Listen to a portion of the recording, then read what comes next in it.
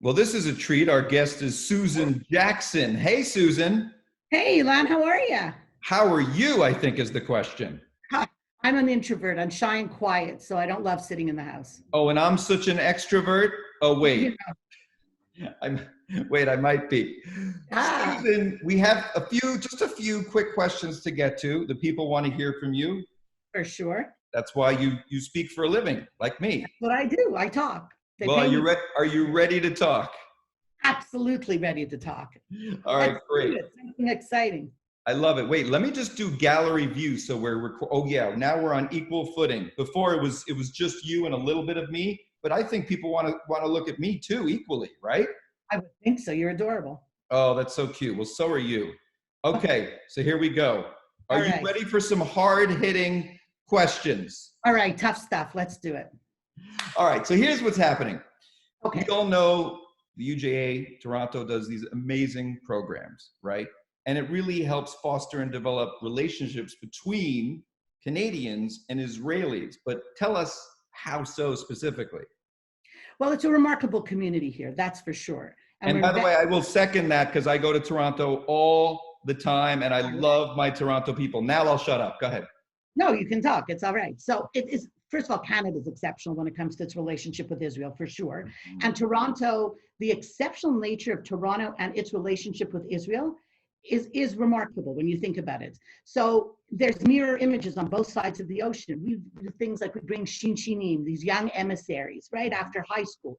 They come here and they work in our schools and they work in our schools and they work in our camps and our JCCs, and we create real human relationships. You know, Israel is the biggest project of the Jewish people in the modern world. And this particular community, it partners with cities in Israel, Eilat, Eilut, Sderot, Bat Yam. It's an amazing place. But I think a lot of it is the commitment and support is part of our Jewish identity. It's part of Yeah. who we are.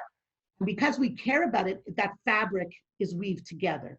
And I think that Israel, separating the Toronto community from Israel is impossible. The Jewish community is two sides of a mirror, two sides of a coin. So when we talk about a strong community, we talk about extended family. So Mm-hmm. here's my logic is we're not around, and Israel's not around just because it's a nation, a religion, a civilization.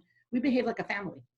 Doesn't matter where we live. And you may not love your brother-in-law, and you may not agree with your mother-in-law, but you're there for each other as one family. We're one people, right? Wow. Peoplehood. Yeah. Susan, so well said. No wonder you get paid to talk and Go I get figure. paid to make jokes. Although those last couple of lines were pretty funny, so you I better got not make more. me look I got bad. more. Now I'm the dramatic one asking the serious questions and Susan's cracking the jokes. Go She's not figure. helping me. All right. I'll So be quiet. speaking of more questions, and just a couple more, it's not Pesach. We don't have four, just three. All right. All right. I'll take what I can get. But we are on Zoom, very much like Pesach Seders. We're on Zoom. Very much so. So True. what do you love doing when you're in Israel? And again, I'll answer first by saying everything. I And love just being there and I want to go back so badly. So, but what are your like favorite things to do? so there's a few. One, meat. I'm kosher. Me too. The idea of going out to eat meat is very exciting. Yes. The pulled brisket special in Tel Oh, Aviv, Canaan, could like kill a have person. you been to But the, Crave? Have you been to Crave? outstanding. Don't even get me Outstanding. started. Oh, the buffet lunch on Shabbos at the King David. I Mhm. mean, that chopped liver could kill a person. It is unbelievable. I have died from it. And the pool and the beach in Tel Aviv. But what do I love most? The people. Yep. And it's visiting the people that we have relationships with. It's being in their homes. It's fighting. It's talking. It's arguing. It's discussing the Jewish world. Mhm. And it doesn't matter if you're sitting in a home in Sderot or you're sitting in a home in Eilat or you're sitting in a home in Toronto. It really doesn't matter. And here's the weird thing: you can do Israel in Toronto. What do you There's mean? I don't there's understand that. there's tens of thousands of Israelis here. You can have your falafel sitting here in Toronto. You can have That's that true. experience. You can go to the Schwartz Reisman, the JCC, and you can have the Sofim, the Israeli Scouts, and you walk into the daycare and they have a Hebrew immersion. It proves what my mother always said: there's no such thing as an ugly Jewish child. But the truth of the matter is, no matter how you look at it, both sides of the ocean, you can have that Israel experience. It's remarkable for us. Yeah. So That's what I love. What do you love? You love being Having there. been to Toronto, by the way, I agree. I agree. It is a little taste of Israel. There's so many Israeli restaurants, Israeli people. It's great. I love everything. I love the mix of the old and the new. I love the old city and I love Tel Aviv. I just everything there. I love the air there. I love it Yeah. all. But the people, Yeah. of course, you have to love the Yeah, people. the people. And I think that's what it comes down to. You know, we have these partner communities, right? We're in Eilat, Elok, just north of it. We're in Bat Yam, up the beach from Tel Aviv. We're in Sderot on the Gaza border. And, you know, we're here for the country, but we're also here for each other, right? So Yep. when you spend time with them, it speaks. And that we speak a common language. We really do. There's values. Yiddish. Machdorten, yeah. Yeah. That's this. It's all right. It's all good.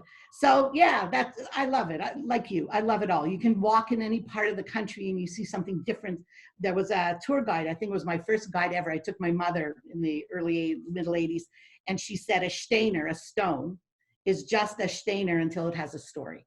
And every stone in Israel has a story.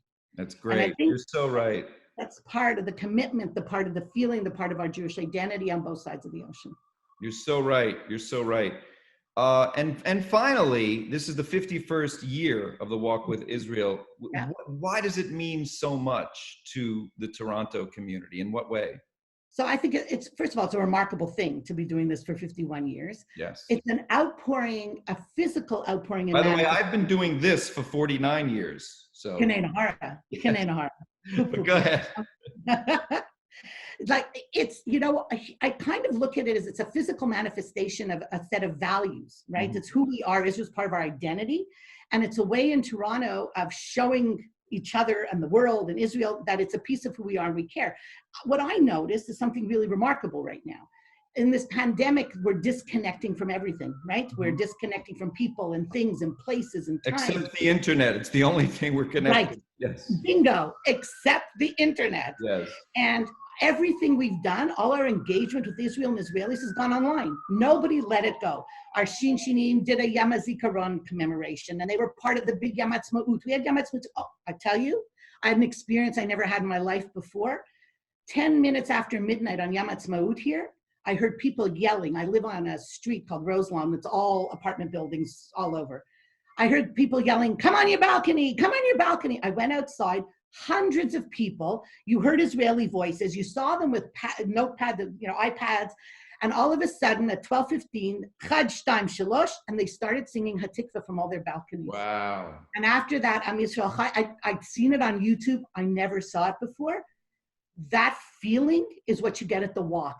People Jews coming together to celebrate on all sides of the ocean. That little state, that part of who we are.